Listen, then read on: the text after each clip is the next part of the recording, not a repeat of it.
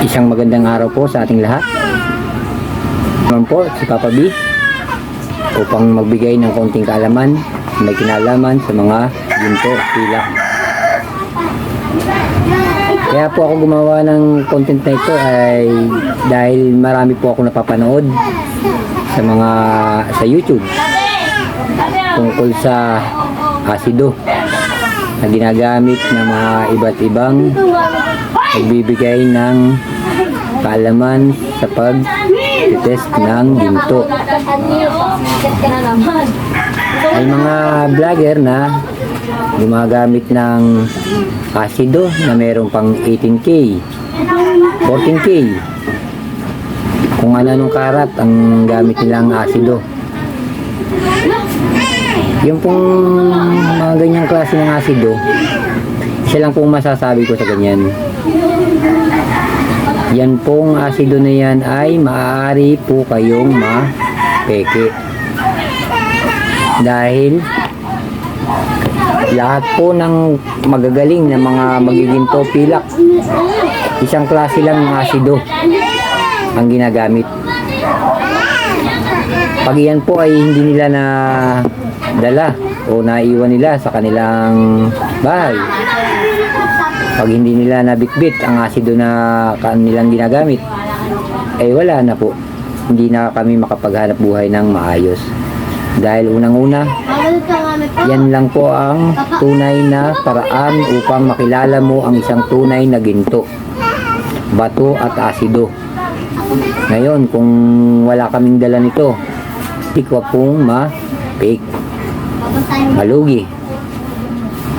Akalain nyo ba kung magkano ang halaga ng per gram ng ginto? Points lang, malaki na po ang malulugi sa'yo, lalo na po kung gram pa. Kaya ang mapapayo ko sa mga nagbabalak na mamili o nagtetest ng mga ginto, huwag nyo pong gamitin ang mga ganyang klase ng asido.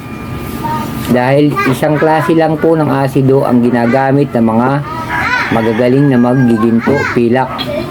Ito po yun, oh. Yan po.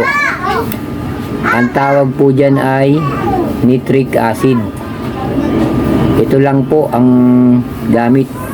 Kahit sinong magagaling na maggiginto, pilak, sira ang diskarte pagka wala sila nito. Hindi na makapaghanap buhay na maayos kasi pwede po silang malugi.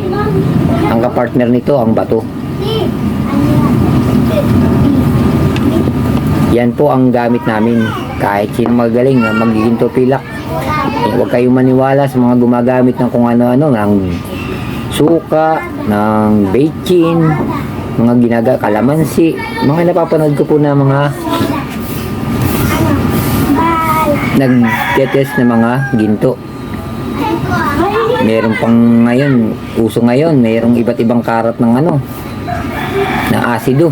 Meron pang 24K, 21K, 18K, 14K. Siya lang po ang masasabi ko diyan, 100% mapepeke po kayo. Ulitin ko po, mapepeke po kayo. Ito lang po ang gamit diyan, nitric acid. So sana po mayroong kayong natutunan sa ating konting kaalaman na aking naibahagi ngayong araw na ito. Ako po si Papa B, signing out.